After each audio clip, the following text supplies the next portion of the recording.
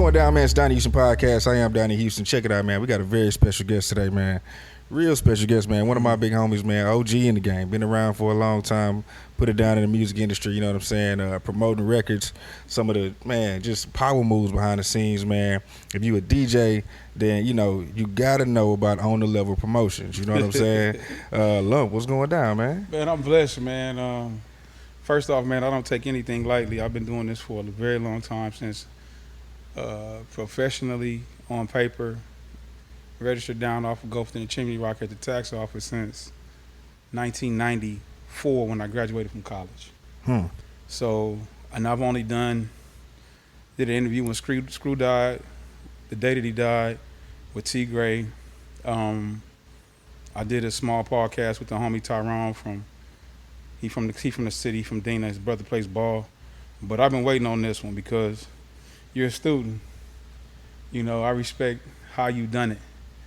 So I never really tell my story because one thing I've learned is that many people take the truth as hate, because the people in position now, what's the slogan? The victors try to rewrite history.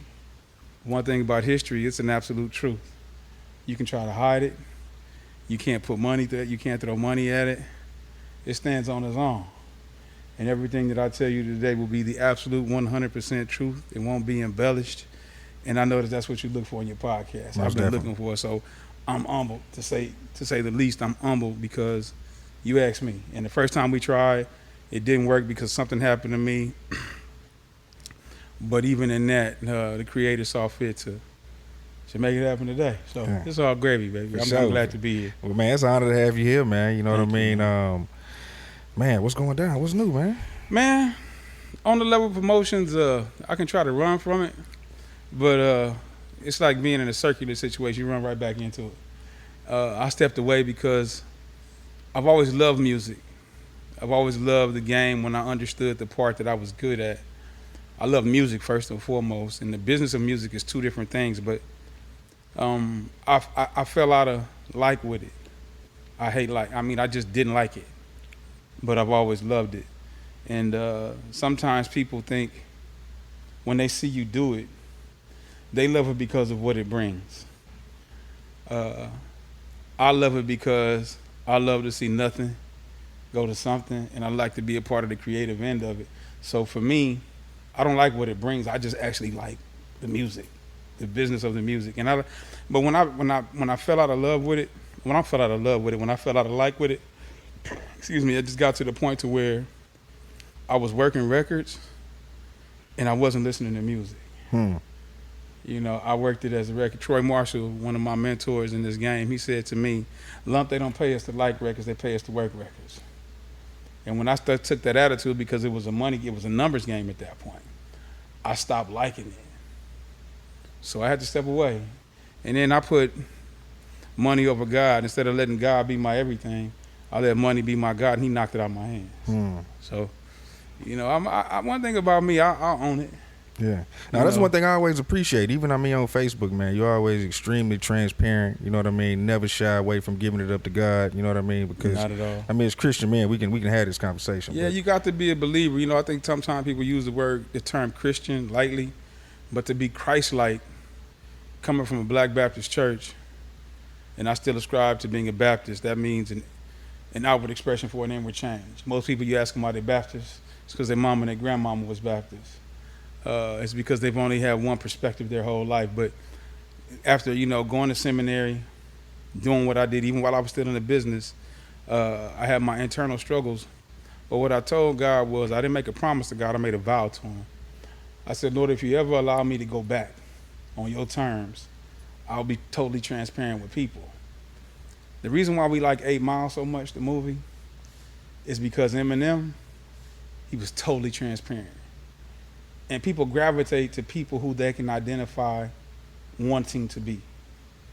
And it's just like when 50 Cent, people kind of know my relationship with 50 is cool. And I worked Interscope, and I worked G-Unit, and I worked Def Jam, which is what Ja Rule was on. And I like Ja Rule's music. He let 50 trick him out of it, and then 50 did what he did. But my point is, everybody wanted to be 50, and Ja Rule wasn't believable, even if Ja Rule beat up Fifth. Who believe that? Hmm. When people identify with wanting to be you, your legacy in this game and the length of time that you stay in this game is gonna be long. So that's my take on that. Yeah. So man, let's kind of go back, man, because I mean, you're from Houston. You've been in Houston for a while, but I'm actually from LA. I'm originally from LA. That's what I said. I'm my bad. You've been in Houston for a while, Yeah, I have. but you're not from Houston. Yeah. You know what I mean? You're originally from LA, from Yeah. Cali. So man, talk about just that early Cali life, man, before you came over here. Early Cali life, man.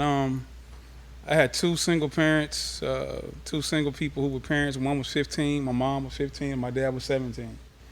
And having parents that close in proximity in terms of age was it was a beautiful thing. It was a double-edged sword because they didn't know nothing about raising no kid.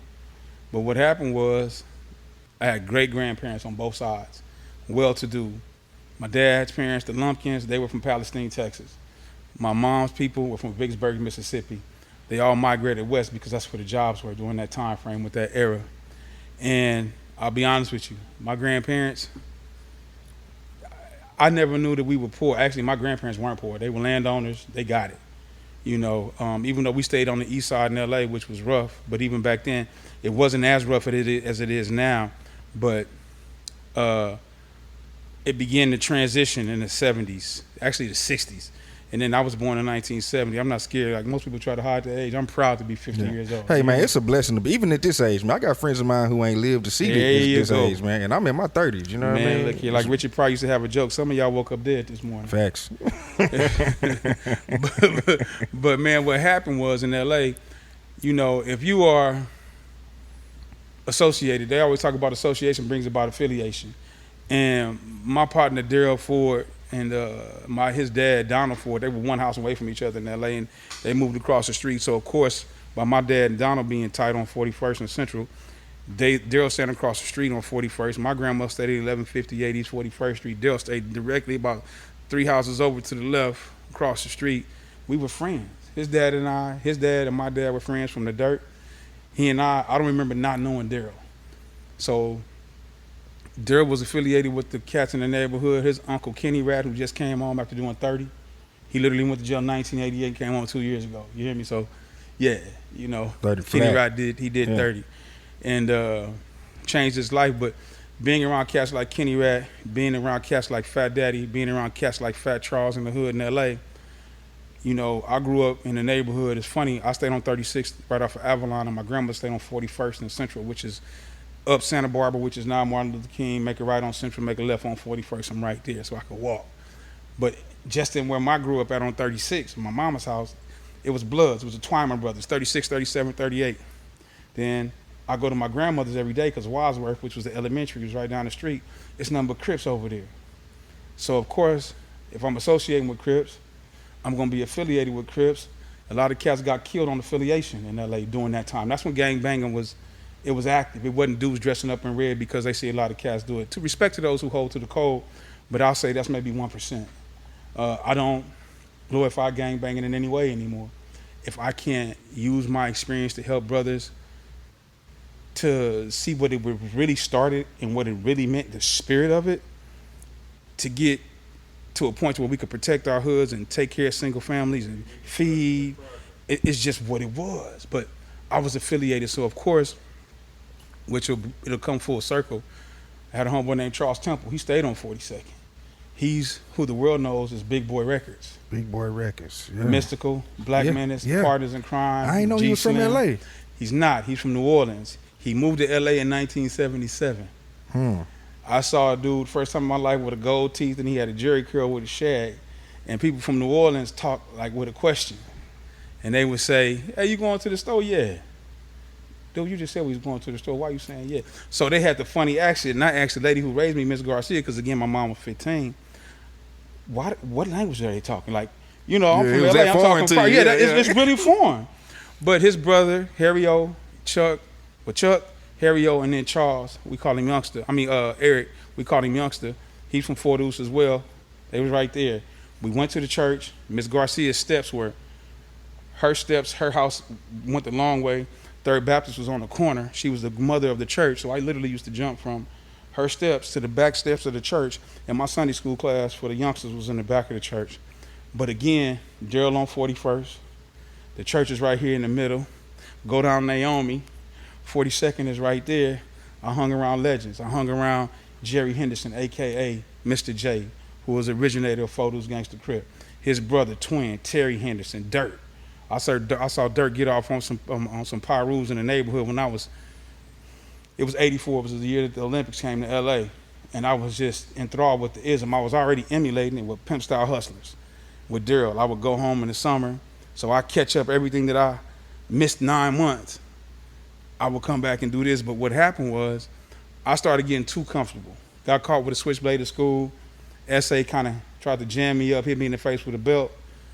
Well, pull out on it, yeah. No, I pull out, push through on him. You hear me? Yeah, I was crazy. I mean, dude, I was a little different. I wasn't bad, and I was cool. But if you touch me, we was gonna dance and it didn't have to be no music. And I looked like a little girl, so they used to tease me. So I was already ready to get off. And when I found out Daryl, a lot shorter than me, the one who I was talking about, D-Double, he was like, homie, I know you cool, but if you're gonna be this big and I'm gonna be this small, you're gonna have to get off with me. What else could I do? That was my homeboy. That was my best friend. So when we started getting into it, and then when the thing happened with the essay, mom was like, that's the last straw. My daddy had gotten saved. My auntie introduced him to Christ on my grandmother's kitchen floor. And my dad turned his life around because my dad, I was telling the homies earlier today, with the whole Swahili movement back in the 70s, his Swahili name was Kisasi Umpanduzi, which meant leader of the revolution. So I had it in my blood, you know, and my daddy, he fought against the Black Panthers once he found out they were penetrated. Once he found out that us, the other group who was a rival group to the Black Panthers, were infiltrated, he fought against them. He was for what was right. He was for what was true. And us shot up my grandmother's house. Aranga, the guy who brought Kwanzaa to the West Coast, you know, he's the one who actually shot up my dad's house. But this dude is from old Kwanzaa. I saw him about 10 years ago, and I tried to scare the, you know, yeah. but again, you get older, you let it go. My dad is still here. But my dad accepted Christ. He had an opportunity at the same time. God was moving. He got a job for M.W. Kellogg here, and they made a deal, my mom and my dad. When I turned 10, I would leave my mom and go stay with my dad because she couldn't teach me how to be a man, and I was starting to kind of get a little different. Again, my dad is relatively young. My dad is like 27 years old. Yeah, so at that time, he was a young man. And he got a job offer here, but my mom knew the deal she cut, but she never thought that I would be out of L.A. Well, she knew, even though her and my dad, they were oil and gas. That's one relationship that I ain't never want to work. You hear me? They were north and south, east and west. If one was north, the other one was south. That's just what they were. But I told them the greatest gift they could have ever gave me was life. So mama said, okay, William. She just knew that if she said no, that I couldn't go. If I couldn't go, then my dad was going to stay, and L.A. was going to get us both. So she said, yeah. Went to Rhodes Elementary. Hated it here, dude. I first got to Texas, dude. I called back home. I saw a roach fly. I didn't know tree roaches flew. Yeah. Oh, that's not. They don't have it. Okay. Man, I mean, if they is in California, it's way up, like in the valley or out in the valley, up in one of the fruit fields or something. But homeboy, when I seen the roach fly, I was crying. I was like, hey, mama, I gotta go. And I said, they don't have no sidewalks down here. And then we stayed in South Park, and then my dad got an apartment right off of Lockwood and Lowndes, 5302 Hershey, apartment number 1. My partner, Montana Wagner, who he was a star quarterback at Wheatley. Then he went to Mizzou. His mom and my daddy worked together. So that's how we got the apartment, because Miss Shepard ran the apartments in Fifth Ward, and people try to always ask, like, how do you know so many people? I was born in L.A., and when I left L.A., I moved to South Park. When I left South Park, we went to Fifth Ward. When my dad got married in 81, after coming down here, accepting Christ, getting pressure from the church he was at, married, we moved to Hockley, Texas. Hockley, Texas, I went to Waller High School.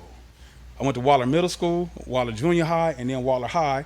And in 85, I went to Willowridge. So I got it from the left to the right. Like, I really didn't even experience white folks in L.A. because in my neighborhood, it was nothing but essays, Koreans, and us. So I got an opportunity to experience all of that. But my point on the question is, that's how I got to Houston. And football saved me. Because my dad, I love my dad. He was my hero. He married a woman that she was a believer, you know, but she just didn't have a skill set to raise a kid. And then she's coming into a marriage with a man, single man, who has a kid. She had a kid with my sister. I don't believe in step sisters. I believe in a bonus sister. That's my sister, though. And it was just wild because my dad, great preacher, great teacher. He didn't teach me how to be. He didn't tell me how to be a man. He showed me how to be a man. And what turned me was my dad's wife was just very evil. I don't even think she knew that she was evil. But when you allow a person to act that way for 29 years and then you go try to correct them, they think that you're crazy because the behavior to them is normal. And they think that you're crazy and like you're abnormal. But that type of upbringing, even though I made straight A's, I played sports because I never wanted to be in the house.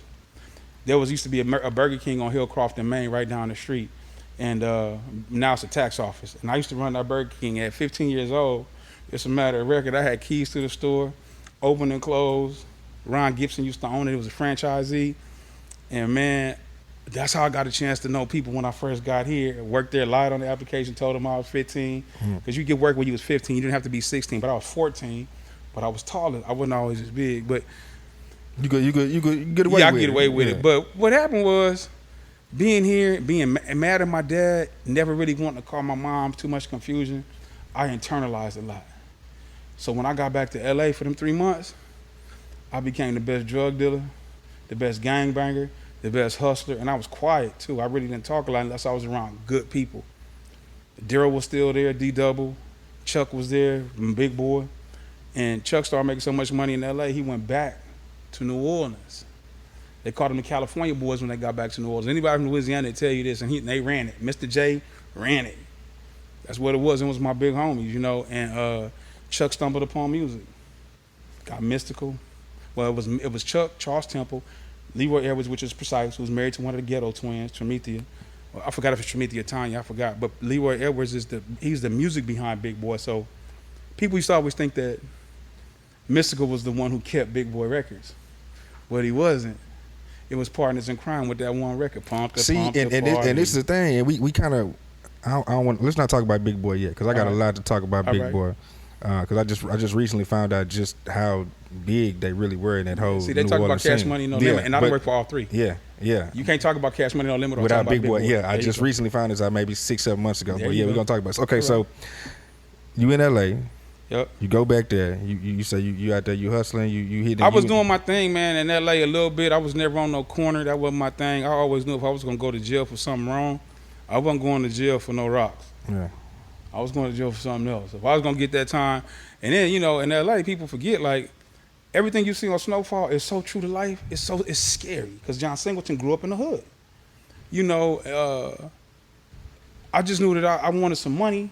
And it wasn't like I had to. Like I told you, my grandparents were okay. If I needed something, all I had to do was ask. But ego, which is my acronym for edging God out, EGO, and your partners are doing it, and they jumping off the porch. I come home, fools got Regals on switches, Dayton's.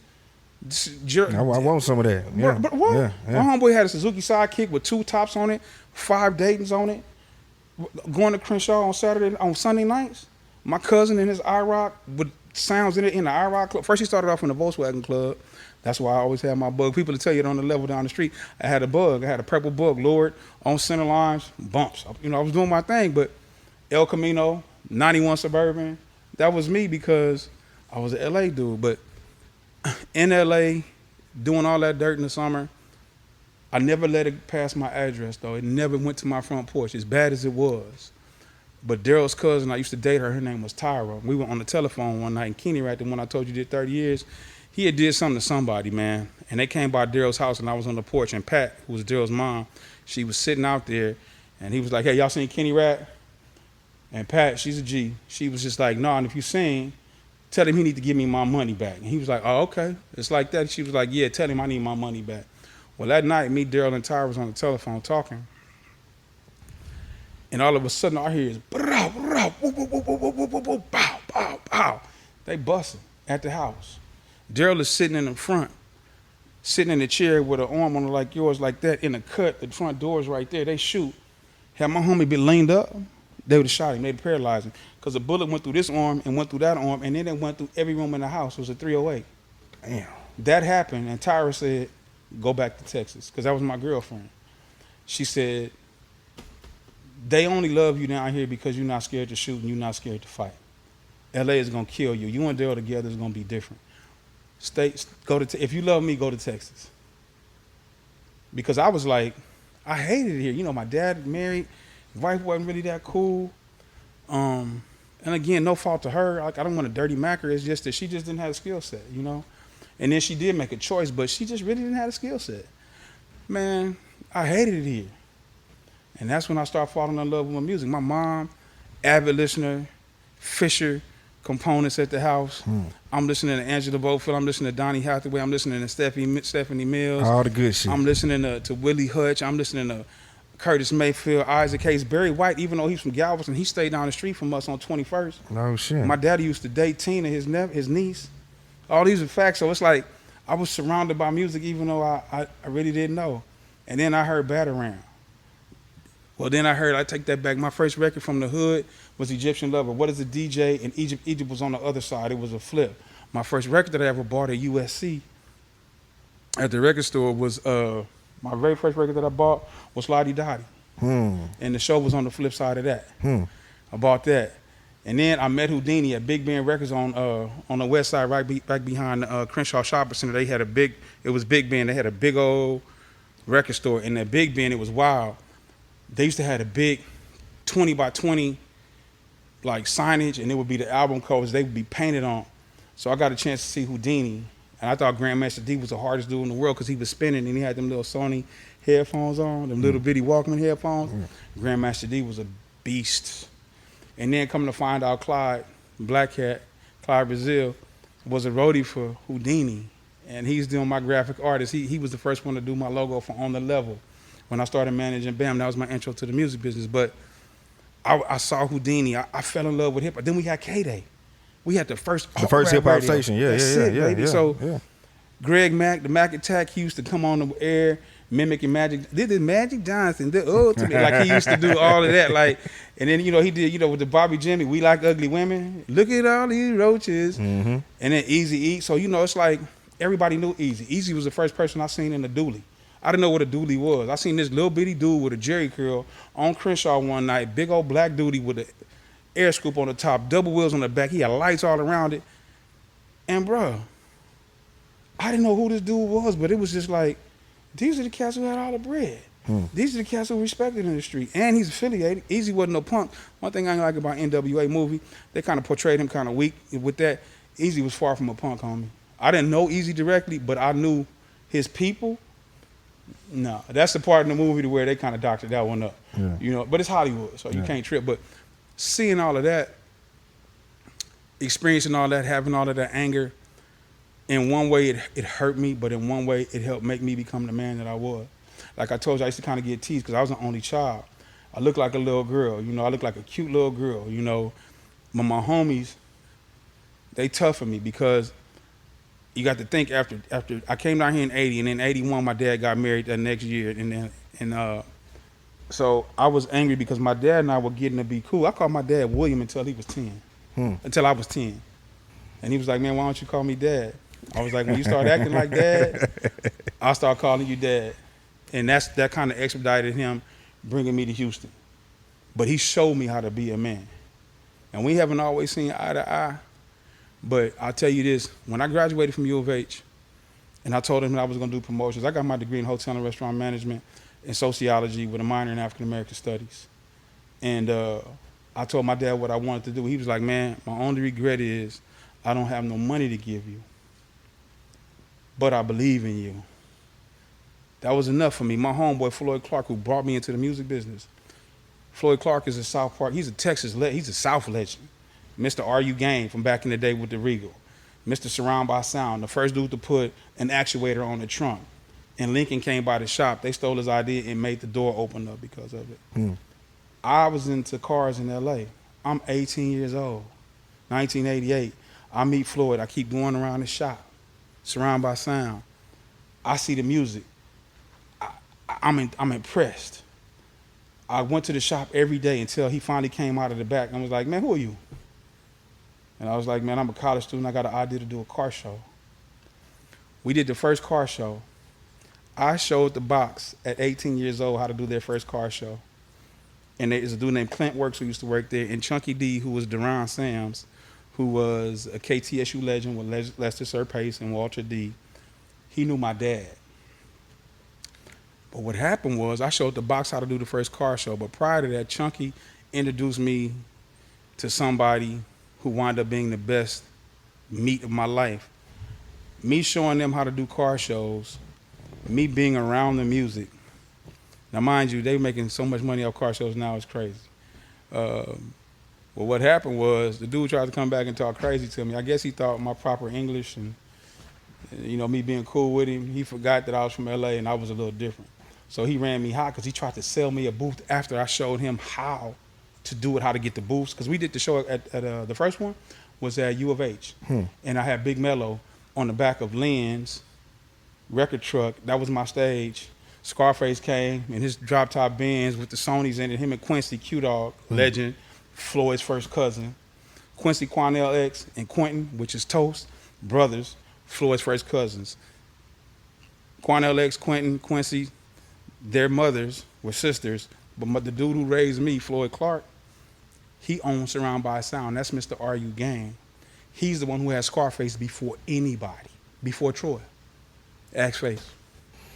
Okay, wait. Is he was it H-Town Records or? It was nobody. It was just Floyd. Floyd had him. Was gonna put him out. No shit. Okay, so we talking about Face. So okay, I didn't want to skip over this before Surround by Sound because you were going to Willowridge and you over at Willowridge and this is this is Def Jam Blast. So this is Crazy C. This is 3-2. This is Face. This is Thurman Thomas. This is Isaiah Washington. This is TJ Ford. This is Zero. This is Trey. This is Crazy. Crazy C graduated with me. Not Simon Cullins. Had a Cadillac named Jesse, and he had a curl that was out of this world. He had a shade. It wasn't quite right. It was like that Luther Vandross. C showed Will the Game, Def Jam Blaster, Tony Draper, Scarface. We all went to high school together. Come on, man. So Willowridge, we had. So okay, what are all the what is Tony Draper? What is Scarface? What are all these guys doing at the time? I had Blast on it, so Blast kind of told me that like he was doing. I can't really tell you everything that Tony Draper used to do because that's the homie. Yeah, for sure. But Warren Lee and Tony Draper. Well, I can say this now because all that's past. Warren Lee and Tony, they could steal a car with you in it and you wouldn't know it. No shit. If I'm lying, ask Warren Lee. He home now. And me and my essay partner, Anthony Munoz. Anthony, I'm sorry if you see this, homie, but Anthony was cold-blooded, boy. But he showed me how to steal a car. He showed me how to break into a car with an alarm with 3 magnets that had a mercury switch on it. You put the magnet prior to the mercury switch on top of it and past it. It shows this one line that shuts the alarm down. BMW 320i. If you ever had an old 320i, even with the key out of it, if you turn the defrost on, it shoots 12 volt through the system. You take these 2 wires in the back of that dash, tie them together, turn on the defrost, the car start up. God damn. So I just look like this, bro. I've been doing this for a long time. So Draper's into the cars in high school. Draper's in the cars and music. Draper used to get on the bus and put up posters for his groups. No shit. Oh, he had groups back then. What? Tony Draper has been music for a very long time. Tony Draper gave me my first major label account. Okay, all right. So you got through Relativity Records, yeah. Man, come on, man. Okay, so you going to school with Draper? You going to school with Blaster? Me, Draper, Face, Blaster, Crazy C, and 3-2. Chris Berrier, 3-2. I could jump over Pat's fence. Pat Davis stays in front of me when I open up my door. You jump Pat's fence in the cul-de-sac. Miss Berrier, which is Chris' mama. Chris' mama, may he rest in peace. We used to go to Wieners and we used to damn near have to fight 3-2 because his mama was fine. She was beautiful, French. His mom and my dad are first and second cousins. Yeah. Your family member. So I used to just go to Wieners when it was right there on Fuquay, and I used to just stare at it. Man, y'all give him over here, nigga. Stop staring at my mama. But 3-2, may he rest in peace, and I'm so glad Snoop finally did it. All of that, that came from Willowridge. That came from 3-2. All of that stuff that Snoop did on that, him and Big Mike, that came from 3-2. That came from Willowridge. That was 3-2. That was Chris Berrier. He was a monster. May he rest in peace. All of the homies have problems, but me and one of my comrades today were talking. Actually, it was 4 of us all together talking about how in this game in Houston, it could be so much better. Crabs don't belong in a bucket, so I can't even say it's a crab in the bucket mentality. The only reason why crabs act stupid in a bucket is because you put them in one. Hmm. We've allowed ourselves to be put in a bucket and let people define us. We allow people to come here and do a song called Chopped and Screwed and don't get nobody from Houston on it until a remix comes. We too friendly, bro. Yeah, T-Pain, you used to be in Houston with Gary Wade over off of 45 and Scott with a group called the Nappy Heads. He used to actually be here. So he knows the culture. We too friendly sometimes, bro. We want everybody to be our friends. And it's business. After we let Atlanta take the torch from us, and I respect them for doing what they did. Even think about this. When Luda and Tip was about to get into it, you notice that happened for about a month and it stopped. They sat down and squashed it publicly. Oh, flipping Tip. No. Yeah. When T.I. and Luda stay off I remember the that. tip It's of my my dick. dick. Yeah. I remember that. Yeah. They sat down, squashed it as men publicly. Privately, I don't know if they get along or not. They do, but we didn't know. But we get into a fight down here and start acting like girls. That's what happens when you raised by a single parent and you ain't got a single woman, and you ain't got no real rigidity with an uncle or a brother or somebody who can say, hell no, man, that ain't what we do. Men, Bible says you can Martin Luther King says you can be disagreeable. You can disagree without being disagreeable. Bible says if you have a problem with a brother, go to that brother. If you can't work it out with the brother, go to the elders. Can't work it out with the elders, go to the leader. And if the leader can't get no understanding, you have to fellowship, because where there are 2 or 3 gathered in my name, there I'll be in the midst. People use that verse because only 2 people showed up to that Bible study. That's wrong. That's out of context. If you take a text out of its context, all you've done is con the text. You've taught a lie. So let's call it what it is. And all you're getting, get an understanding.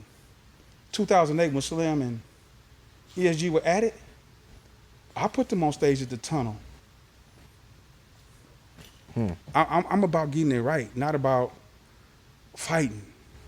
Pimp C when Flip and Slim went at it, when you know, because they went at it, on Boss Basics on that mixtape.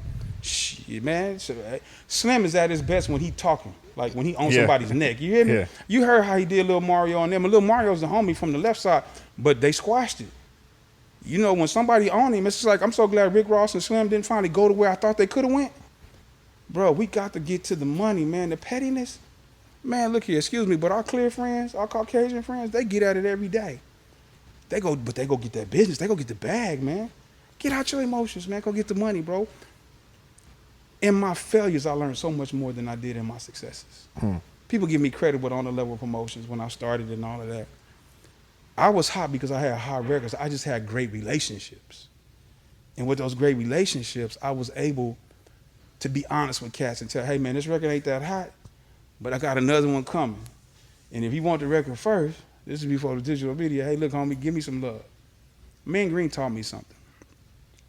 When I started working records, I was ready to quit because I was managing BAM, Rough Niggas Bible BAM. This is your first client, you saying? First client was BAM, because Floyd partnered up with Jared Oliver, who went to Willowridge, and they formed X-BAM. X-BAM Records, right.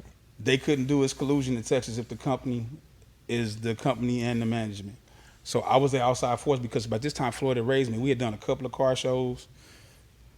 We was getting it in. Are you promoting records at this time, or you just kind of doing? At that time, I was just doing car shows. Okay. But then they knew that I had a mind for business, and I was about to graduate. So Floyd was like, man, come on, and you know how to do this, just come on. So what I did was I talked to Chunky, as I was saying earlier, Deron Sams, and I said, who's the best street promoter here? He said, Daryl Jacobs, Big D. And Big D, I asked Big D, I was like, look, homie, I need you to show me how to do this. They say you the best. I want to learn from the best.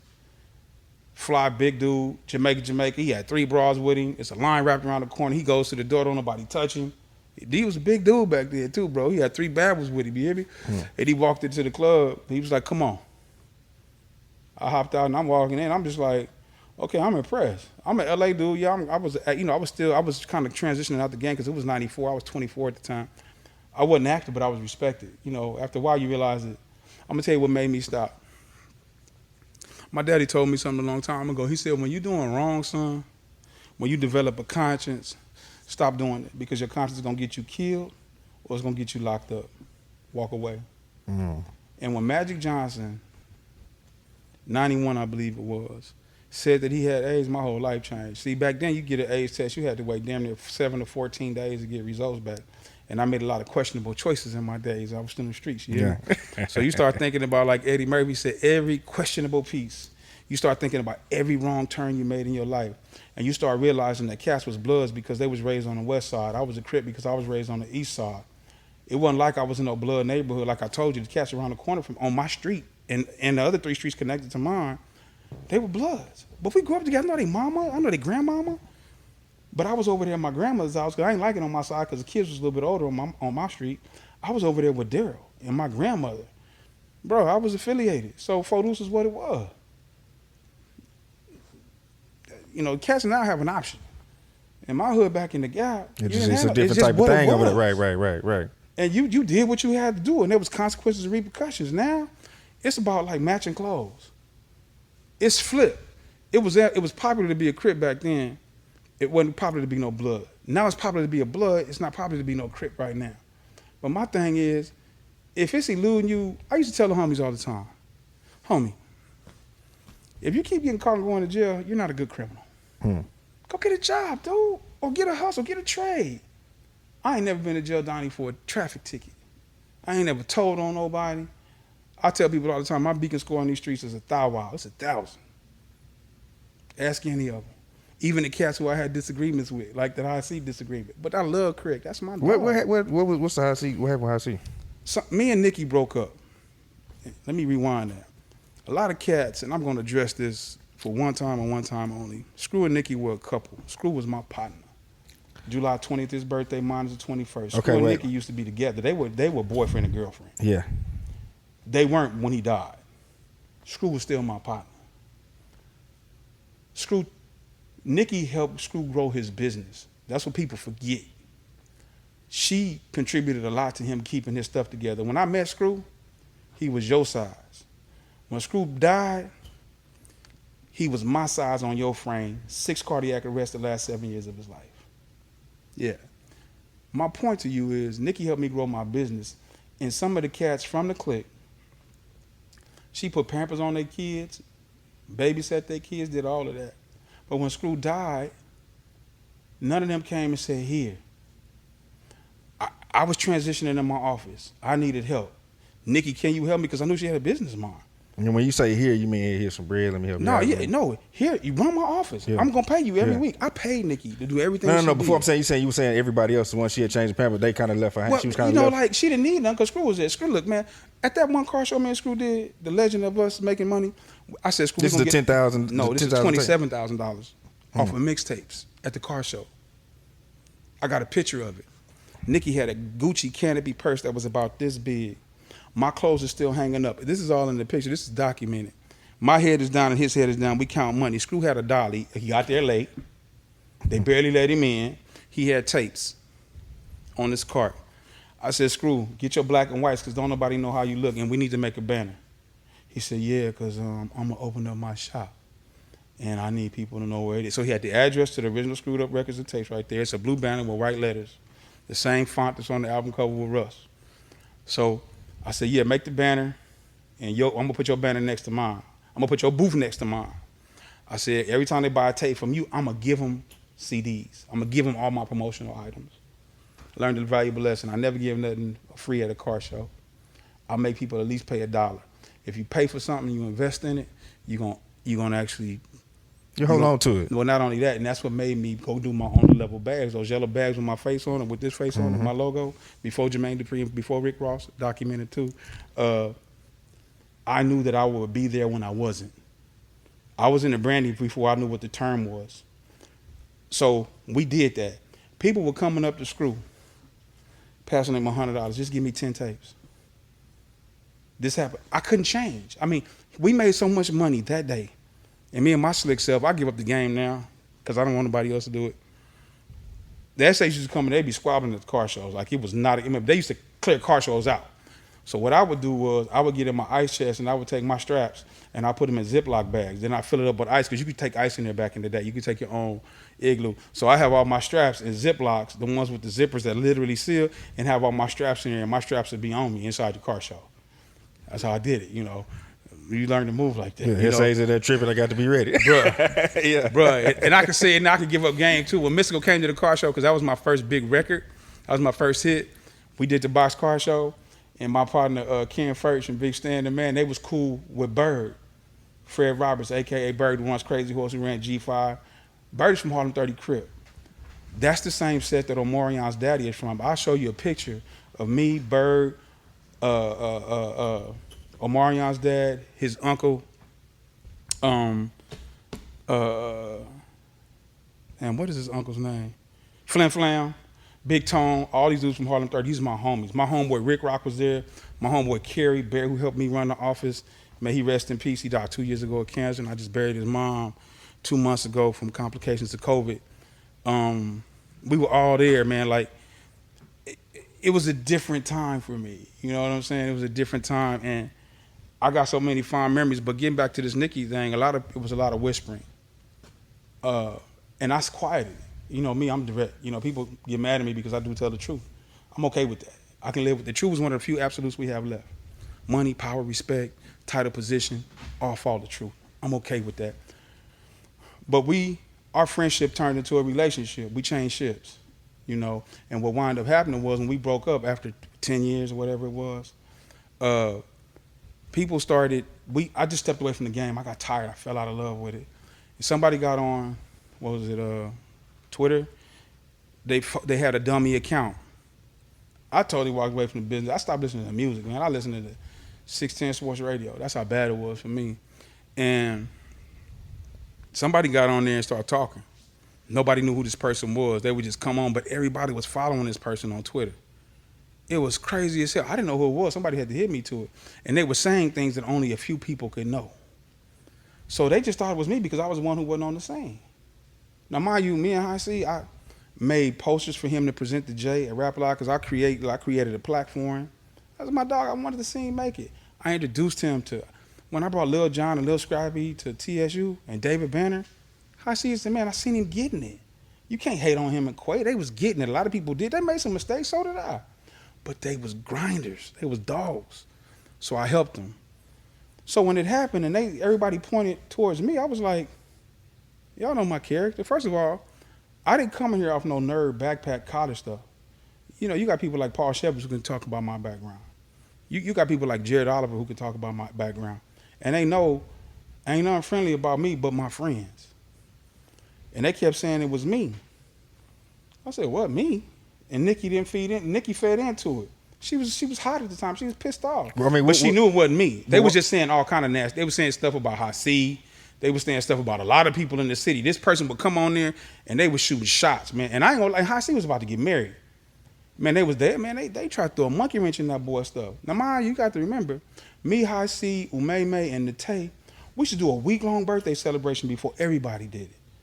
Screw's birthday was the 20th. My birthday's the 21st. High C's is like the 23rd. Me and Nate's birthday is on the 21st together as well. Man, it was crazy. And I'm just thinking, Craig, like, you got my number. But I had become so unattached. Nicki stayed there.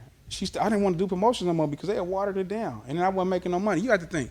I went from making about $30,000 a month through retainers, about 20 labels, to going down to 15 labels, then to 10, then to 5, then to 3. So you got to think you're making anywhere from $20,000 to $30,000 a month. Nicki can verify this. To making $3,000 a month for the same number of records, man, you out your damn mind. I wish I would. It's time for me to go use my degrees and get a job. I could have transitioned and did some other things, but when you don't listen to God, 9/11 hit and I was working for Electra. Sylvia Rohn hired me. I swear to you, I can see it like yesterday. When the buildings came down, that's the day. It came down on a Tuesday. It was 9/11. Jay-Z's album came out, The Blueprint came out, and Fabulous's album came out. I was working for Electra, so Fab's album they still did numbers. In the midst of me literally driving down 45 to go get my El Camino from the paint shop on 9/11. Not one soul on the road. The only thing I saw was an F-16 flying. The Lord literally put it on my heart. Change your skill set. I'm like, God, what are you tripping? Like, I'm making 6 figures at my job. I'm making high 6 figures with my marketing company. Because this is when the record companies were paying you per single and not on retainer. Donnie, it was some money being made. Like, dude, it was some money. And I didn't understand what God was saying. Had I changed my brand at that time, I'm sorry, had I changed my product that I was branding and marketing, I would probably be not sitting here right now. I would do it out of the love for you, but I would be somewhere else. But a hard head makes a soft ass. And what I learned is a quote that my grandfather used to tell me: it's a 4-hour climb to the top, but it's a 4-second fall to the bottom. I've been to both places. Be careful how you handle people. But bruh, that happened. Nikki left. Hassie and them thought it was me. I should have changed skill set 9 years earlier. And he thought it was me, man. Instead of talking to me, when you have people in your ear. He thought it was you behind this account. He thought it was me. Everybody said, oh, we got to, this is when boys wasn't doing it. Oh, we can chase the IP. Man, y'all about as dumb as a box of rocks electronically at that time. There's no slight to nobody, but come on, man. If you know me, like you know me. Bruh, my yeses are yeses and my no's are no's. What do I look like? If anything, I was accused of being an asshole because I was so straightforward. I wouldn't take people's records because what I was doing for cash money, they thought that I could do for them. No, they had heat. I'm only as hot as my last record. I just had relationships. And when I had a dog record, I'd ask the DJs to walk it. Man, give me a 16, give me an acapella under somebody else's beat. Okay, next week, give me two verses under that different acapella. Now give me the regular song. I used to have to tell DJs how to break records. But Troy Marshall also taught me this. You know, on the back of the day, the records used to say, property of record company, redeemable upon request. I was an extension of the record company, so when dude didn't play my record, I'm going through your crate, homeboy, and I'm snatching your records. I was a D-ball.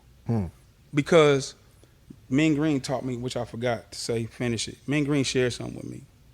He said, if a DJ isn't worth 3.5 minutes of your time, reconsider your relationship. Length of a song is 3.5 minutes. Dog, just give me 3.5 minutes. I'm going to get to the club early. I'm going to go to your car. And these DJs will tell you, I'll help you set up. Listen to my record. When I got the offers, it was, I'll give you these records, but you got to give me a tape every month and let me know that you're putting these records together. You're not just going to play the hits. People talking about I break records. No, dog. Breaking records means you believe in the record when ain't nobody else playing it. If I can go to your club as a DJ and I can call out the next 6 records you're going to play back to back, bruh, you ain't no disc jockey. You a DJ, but you ain't no disc jockey. Literally means that. You need to jockey the disc. Stop it. That's why I like your music, because you too young to pull the stuff that you be pulling out of these records, bro. And it ain't no brown nosing, man, because Scarface calls me a hater. He was like, bro, whenever he gets his record, he'll be like, man, come listen to this. What you think? He said, if you like it, nigga, I know it's hot, because you was a hater. Am I a hater or am I a truth teller? You hear me? So, you know. Nah, I appreciate it. But that's what happened, though. But to finish that story, Hassie like a man. He said this when it happened. He said, if I'm wrong, y'all, I apologize. We had Shadow Bar one night it was like 3 days before my birthday. We tussling. Wasn't no bunch of throwing. We tussling. One of the little homeboys tried to sneak me. Orba was there. They all was in on it. Me and Orba cool. Me and the little boy Brad, we cool. I ain't got no problem with nobody. But I had a brightening on. And we hit Kim's car. The girl used to work at the desk at Shadow Bar. We rolled. We tore that damn hood up. And we still ain't paid Kim. I apologize, Kim. One of these days I'm gonna get you that bread. But my watch went everywhere. So all 3 of y'all playing? Aggravated was there. Aggravated knows me from another life. Natalie Jones was there. Worked at the boxing promotions. She knows one of my big homies, Mr. J, who I just told you about. They was cool. Facebook, cracking at the time. All was well. She called and let him know what was happening, because what I did was I went back in the club. I put my 45 in my pants. My middle baby, Chloe's godfather, was there. Cotton, he used to run a club with 7 on Sundays for Poetry Lounge. I'm trying to push him from under the light. I'm still an LA dude. I'm thinking, hey, homeboy, this me. You trying to fight me? I'm pushing him under the light. I don't know what the other dudes are going to do. I'm about to pull my strap. It falls down through my pants and hits the ground. Cotton snatches the gun. I'm not going to let you shoot nobody. Everybody's eyes got big. I had made a point, at that point, some things on principle, even Jesus cleared the temple when it was necessary. I ain't nowhere close to Jesus, but my point is the application is the same. Some things are worth fighting and standing up for. You can talk about me. You can do a lot of things. But what you're not going to do is slander me. I ain't going to be no bitch-ass nigga. I ain't going to be no hoe. I don't even have that kind of conversation for cats. And for the people who know that I'm a minister, I use these words because you know they bad, or the Western culture tells you that they're bad, but I'm repeating what's there, and I'm a realist. If you look in the Bible, and Paul says, what I thought was gain was loss, and what I thought was loss was gain, the word loss right there literally translates into bullshit.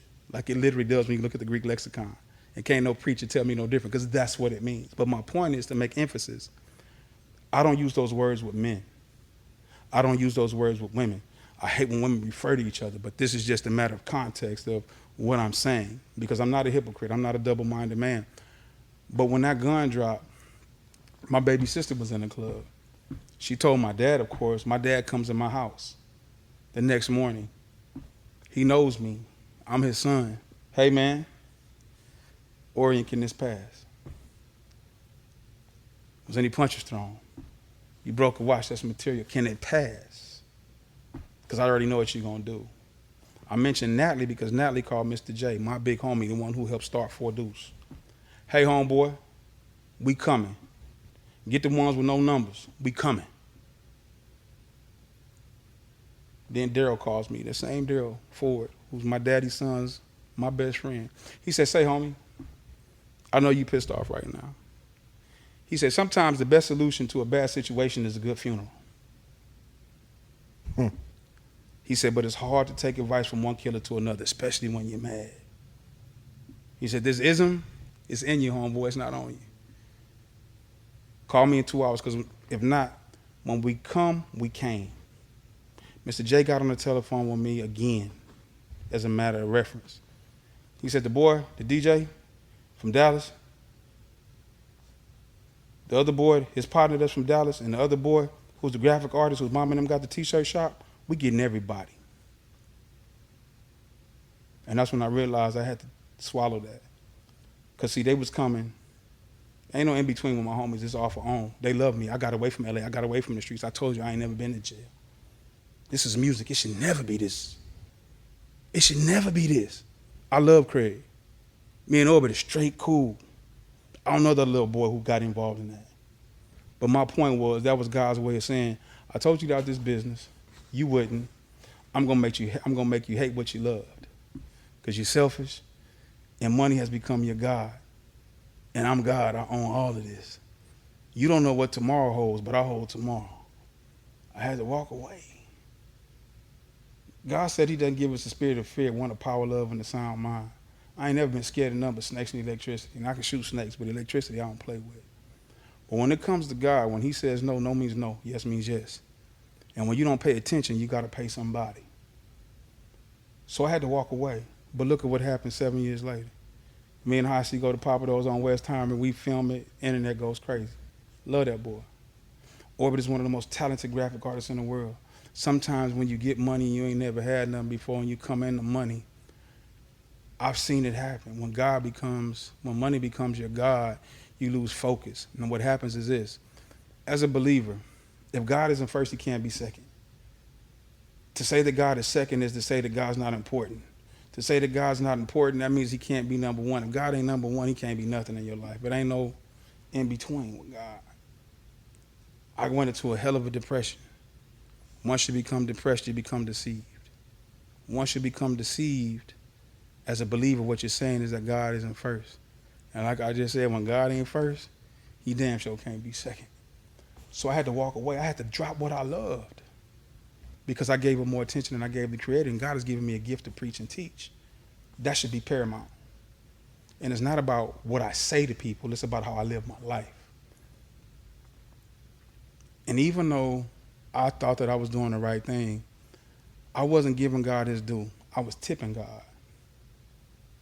So I had to, he made it to where when he loves you, he'll make it to where you gonna pay attention. Yeah. It's just the right. So, okay, because we kind of, talk about, because we talked about Big Boy Records, and we're going to come back around to Screw and Nicky and all this other stuff too, but back to on the music side of things, the Big Boy Records thing. Mm-hmm. I recently found out I was just being a YouTube junkie. I'm going down my little rabbit hole. Yeah, going down my rabbit holes. And, you click one video and you like, damn, you know what I mean? Then the next suggestion pop up and next thing you know what I mean? Here you are. So I'm looking. And they were saying like how important Big Boy Records was and how many acts he had over there before they went on to go to these labels that went on to become quote unquote legendary labels. Yep. Charles Temple was a genius, man. He had some bread. He's the one who taught me, along with Big D. Big D taught me marketing and promotion, but Big Boy taught me how to go into a store and get positioning with POP, with point of purchase material, with point of purchase product. That's what POP stands for, posters and stuff. He taught me how to know what was selling and what wasn't. He taught me if you get him a little bread, you can get anything you want. He'd be at Peaches with Sharani. Hey, look here, man, I got to do Partners of Crime. We already selling out the trunk. Gonzalez and already, they already moved 10,000. I ain't even got a release date on it. We need to get some of that window space. He don't know how to put up no posters, but he can get Leroy, which is precise, to go in there and put the posters up. I learned how to do posters. That's how I actually kind of got known, like on the retail side, from Otha Baker, DJ Cypher here. But my point is, Chuck taught me that. But with Big Boy, he had the right acts. He had the right combination. Rob Shaw was his business partner. He handled management. Leroy Edwards was precise. He was a drummer in the band in high school. Him and KLC was partners. He had the beats. And this white dude named Dave Falk played the keys. And then you had Big Boy. He had the money and he knew what he could hear. Mystikal, he's the one who put the braids in Mystikal's hair. Mystikal's hair wasn't braided. And Mystikal was a combat engineer in the service. He used to go sweep for mine. That's why he's so crazy and so much energy. Yeah. I was hearing how he came out from being in the war and shit, and then came home and did it, bro. Black Menace, which was kind of like, they would be really relevant right now out that boot camp clique. Threat and then J-Dog. Two of the coldest. J-Dog's pen is incredible. He wrote, remember Eazy-E's Hoes with Attitude? Yeah. When they weren't relaunched, J-Dog wrote most of the record. Oh, yeah. Then Tim Smooth. Hey, man. Don't get no better than Tim Smooth. They had to put a little beard on Tim Smooth on the Black Menace album cover because he was still signed to rap a lot. So they disguised his face. If you go back and look at the Black, and that was Wicked Cricket's favorite album, Black Menace. It's called Drama Time. He loved Mystikal. I remember when Chuck gave us Mystikal. Fiend was over there too, right? Fiend, Ricky, what? Fiend was, his pen has always been great. Some of the No Limit stuff, if you go back and listen to it now, you'll be like, Fiend wrote that for P. Some of that Rough Rider stuff, Fiend did that. Fiend is a monster, and his businesses together. Like people talk about Can I Burn, but go back and listen to the one with Chuck, marketing genius, put Fiend in the crack pipe, and had Won't Be Denied. They sampled Anika's Baker's I Won't Be Neglected, I Won't Be. Sykes did that back then. Then he sampled Happy Feelings from Maze back in the day. If you go back and listen to I Won't Be Denied, you'll hear a song on there called Enough Was Enough. Sykes shot a short movie to that with Will Horton, who's now all kind of awards. Will has all of that. You had Insane from the 17th Ward. You had Sporty T. What everybody? You had Silky bouncing in the 6 tray. You had the Ghetto Twins with Drama Time. Surrounded by Criminals. Mama's Hurting Baby, which is a rip from Brown Sugar Baby from D'Angelo. If you go back and go listen to it, of course you had Mystikal, but the backbone of that label was Partners in Crime. But I was hearing that they were saying, like, I guess people were kind of scared to like get involved with and now it's making sense now. Was it because of the gang stuff or was it because of the drugs stuff? My homeboy didn't do it no more, but he kept getting in trouble. And then I told you when they left LA and they came back to New Orleans, it was the LA boys. So they made money through street pharmaceuticals. Yeah. And him and Baby, they used to beef back then in the streets. That's a UNLV and Cash Money. Well, UNLV and Mystikal didn't get along. Case in point, we're going to drag him in the river, dump his body in Chuck Yard. That's Chuck. Chuck Yard. I always thought it said dump his body in Junkyard. We're going to drag him in the river, dump his body in Chuck Yard. Use a hoe, Mystikal. Use a hoe, Mystikal. Yeah. That's Chuck. That's Charles Temple. Okay. So I had records, bro. And that's how I met Baby and Slim. Me and Big D constructed a contract. We was working for Chuck. My partner went to BRE in '96. Black Radio exclusive, Sidney Miller's joint back then. I got a picture of me and Chuck that we hadn't seen each other in about 10 years. We got a picture. I got it in my photo album because I opened up the camera. And back in the day, you hit that red flash in it. That's the only picture that Chuck and I have together. I actually preached Chuck's funeral. I eulogized Chuck. But my point is, people were scared of Chuck because not only that, Chuck was crazy. Only person who wasn't scared to deal with Chuck was Ernie Singleton. MCA Records, Patti LaBelle, Gladys Knight and the Pips. He's from New Orleans, so he knows the mindset. But Chuck was the one. Rob was booking shows. Monster was doing all of the road management. Sice was making show tapes. Parties and I mean, they would have big label in New Orleans before Chuck No wouldn't Limit, have before went to Cash jail, Money. and G Slim wouldn't have got killed, bruh. G Slim is tatted on my left arm. Chuck is tatted on my back. Well, Big Boy Records logo is tatted on my back, along with my On the Level Promotions faces on the back, on my back. I love Chuck. Chuck was one of one. He taught me. We was about to do a documentary on him, and he on a Tuesday, me and him and Big D. He died on a Tuesday. Me and Big D were in the mall. We took a picture and sent it to Chuck, and he was laughing. I still got it in my phone. And then that Tuesday, he went fishing the night before, ate a bowl of cabbage, went home, had a heart attack, and his fiance, who was a nurse, couldn't resuscitate him.